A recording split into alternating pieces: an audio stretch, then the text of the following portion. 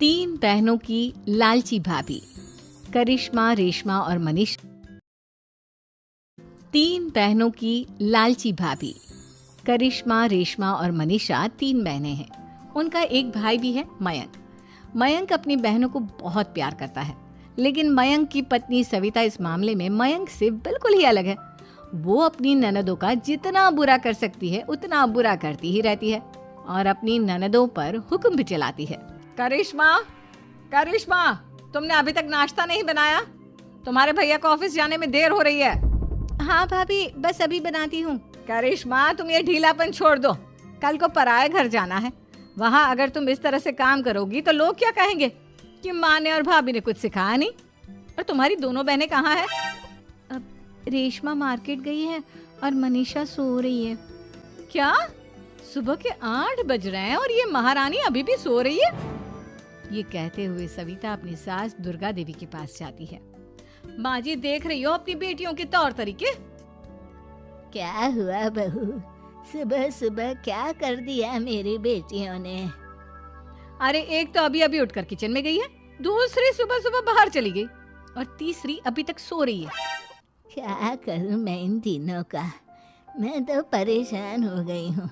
जा जाकर उठा उसे और रेशमा से मैं बात करती हूँ। सविता सीधा मनीषा के कमरे में जाती है और उससे कहती है, महारानी जल्दी उठो, सूरज सर पर आ गया है। भाभी थोड़ी देर और सोने दो ना, मैं रात को लेट सोई थी। वो क्या ना, यूनिट टेस्ट चल रहे हैं। शराफत से उठती है या नहीं, या फिर पानी की भरी बाल्टी डालूं तेरे ऊपर? नहीं भाभी, मुझे बिस्तर में नहीं नहाना, उठती हूँ मैं।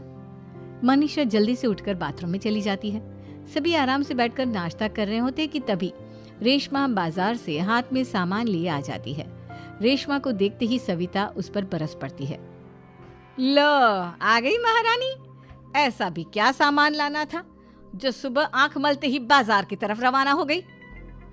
भाभी, कल आप ही तो चीख रही थी कि घर का सारा सामान मुझे ही लाना पड़ता है, घर में किसी को भी किसी काम से कोई लेना देना नहीं है।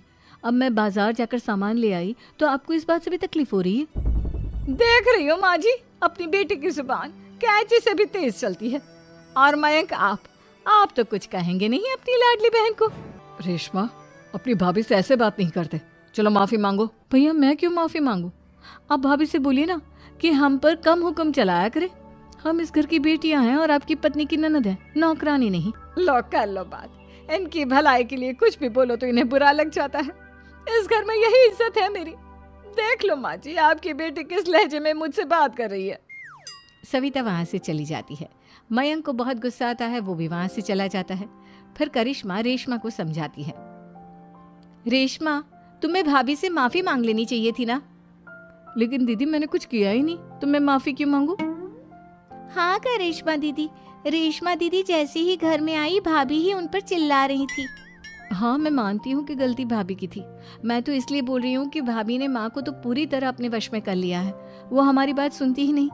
मयंक भैया हमारे लिए हमेशा खड़े रहते हैं, इसलिए उनकी बात का मान तो तुम्हें रखना चाहिए था ना। कोई फायदा नहीं दीदी, कुछ दिनों की बात और है, भाभी उन्हें भी हमारे खिलाफ भड़का देंगी। फिर वो भी माँ की तरह हमारी किसी बात का विश्वास नहीं करेंगे। इसी तरह सविता अपनी तीनों ननदों को किसी न किसी बात पर परेशान करती रहती थी। एक दिन मयंक अपनी तीनों बहनों के लिए गिफ्ट लाया। करिश्मा, ये तुम्हारे लिए हार का सेट। रेशमा, तुम्हारे लिए सुंदर सी ड्रेस। और मनीषा, तुम्हें किताबें पसंद है ना, तुम्हारे लिए किताबें लाया हूँ। थैंक यू भैया। थैंक यू भैया। थैंक यू भैया। करिश्मा, तुम्हारा नेकलेस कितना सुंदर है, ये भैया कहाँ से ले आए होंगे? मैंने भैया को 3 दिन पहले फोन पर ये डिजाइन दिखाया था और आज भैया ये ले आए। सविता तो अपनी ननदों के गिफ्ट्स देखकर जल गई और करिश्मा का नेकलेस तो उसे भी बहुत पसंद आया था। अपनी बहनों के लिए कितना अच्छा नेकलेस लेकर आए हैं, मुझे कभी कोई गिफ्ट नहीं दिया। मैं आज ही ये हार चुरा लूंगी। रात में सविता करिश्मा का हार चुरा लेती है और इसी तरह उसे अपनी ननदों की जो भी चीज़ अच्छी लगती वो उसे मांगती नहीं, बल्कि रात के अंधेरे में चुरा लेती। इसी तरह दिन बीतते गए और सविता ने मयंक के दिल में भी उसकी बहनों के लिए नफरत पैदा कर दी। एक दिन मयंक ने करिश्मा और रेशमा के लिए रिश्ता देखा और ये बात उसने घर में सबको बताई। माँ, करिश्मा और रेशमा के लिए बहुत अच्छा रिश्ता आया है, वो लोग कल इन्हें देखने आ रहे हैं। आप और सविता मिलकर सारी तैयारी कर लेना। ये सुनकर करिश्मा और रेशमा खुश हो जाती हैं, लेकिन सविता सोचती है अगर इन दोनों बहनों की शादी हो गई तो घर और बाहर का काम कौन करेगा। मनीषा तो एक नंबर की कामचोर है, उससे तो किसी बात की उम्मीद लगाना ही बेकार है। मुझे इस शादी को रोकना होगा। अगले दिन सभी लड़के वालों के स्वागत की तैयारी करने में लगे होते हैं। तभी मयंक अपनी बहनों से आकर कहता है, तैयार हो गई तुम दोनों? देखो दोनों लड़के बहुत अच्छे हैं, मैं कोई कसर नहीं छोड़ना चाहता, इसलिए तुम उनके सामने अच्छे से बिहेव करना और अपनी भाभी से लड़ने मत लग जाना। करिश्मा, तुम वो नेकलेस पहन लो ना जो मैं तुम्हारे लिए लाया था। भैया मैं बहुत देर से वो नेकलेस ढूंढ रही हूँ, लेकिन मुझे मिल ही नहीं रहा। क्या तुमने नेकलेस खो दिया? तुम्हें पता भी है वो कितना महंगा था? तुम कोई काम ढंग से नहीं कर सकती। मयंक गुस्से में वहां से चला जाता है। थोड़ी देर बाद लड़के वाले भी आ जाते हैं। वो दोनों बहनों को पसंद कर लेते हैं और रिश्ता पक्का हो जाता है। लेकिन सविता के दिमाग में तो कुछ और ही खिचड़ी पक रही थी। वो पंडित जी के पास करिश्मा की कुंडली लेकर जाती है और उन्हें पैसे देकर करिश्मा की कुंडली बदलवा देती है। जब लड़के वालों के पास करिश्मा की कुंडली जाती है तो वो दुर्गा को फोन करते हैं। बहन जी, हमने करिश्मा की कुंडली अपने पंडित जी को दिखाई थी। आपकी बेटी की कुंडली नहीं बल्कि दोषों का पिटारा है। देखिए, मैं और मेरे पति इन सब बातों में बहुत विश्वास करते हैं, इसलिए हम आपकी बेटी से अपने बेटे की शादी नहीं करा सकते। इस तरह करिश्मा का रिश्ता टूट जाता है और सभी घर वालों को बहुत दुख होता है। अब कविता सोचती है, चलो करिश्मा का तो रिश्ता टूट गया, अब रेशमा का भी रिश्ता तोड़ना है। क्या करूं? अब सविता आवाज बदलकर किसी अननोन नंबर से रेशमा के होने वाले ससुराल में फोन करती है। हेलो, मैं कौन हूँ कौन नहीं ये आपके लिए जानना ज़रूरी नहीं, बस इतना सुन लो कि रेशमा का 2 साल से किसी के साथ अफेयर चल रहा है। बस रेशमा का रिश्ता तोड़वाने के लिए सविता का इतना कहना काफी था। अब रेशमा का भी रिश्ता टूट गया।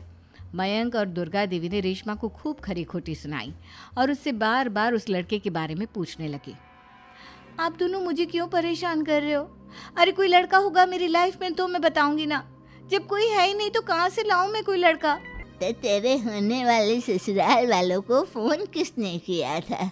माँ, मैं नहीं जानती किसने फोन किया था, मैं सच कह रही हूँ। मैं तो पहले ही कह रही थी इसकी लगाम खींच कर रखो, लेकिन मेरी सुनता ही कौन है। आप चुप रहिए भाभी, ये सब आपका ही किया धरा है। अब तीनों बहनों को विश्वास हो जाता है कि ये सब उनकी भाभी ही कर रही है। तीनों बहनें अपनी भाभी को सबक सिखाने के लिए एक वकील कर लेती है और घर में हिस्सा मांगना। देखो भैया, माँ बाप की जायदाद में जितना बेटों का हक होता है उतना ही बेटियों का, इसलिए इस घर के 4 हिस्से होंगे और हमें अपना हिस्सा चाहिए। मैंने तुम्हारे लिए क्या क्या नहीं किया और तुम इस घर में हिस्सा मांग रही हो? भैया, आप और माँ हम बहनों की कोई बात नहीं सुनते हो और भाभी हमारी शादी नहीं होने देगी क्योंकि उन्हें लगता है कि आप हमारी शादी में ज्यादा पैसा लगाओगे और उन्हें हम जैसी फ्री की नौकरानी कहाँ मिलेगी। तो हम भाभी के साथ तो रह नहीं सकते, हम बहनों को अपना हिस्सा चाहिए। अरे तुम्हें शर्म आनी चाहिए अपने भाभी पर ऐसा इल्जाम लगाते हुए।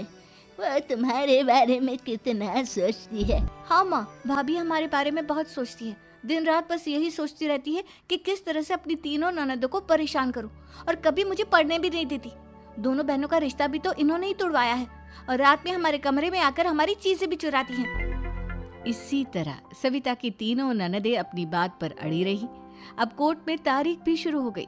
जब सविता को लगा कि उसकी तीनों ननद इतनी आसानी से नहीं मानने वाली, तो उसने अपने पति और सास को सारी सच्चाई बता दी और अपनी तीनों ननद से माफी मांगी। मयंक और दुर्गा को भी अपनी गलती का एहसास हो गया। अब सविता खुद करिश्मा और रेशमा के लिए अच्छा रिश्ता ढूंढती है और उनकी शादी करवाती है।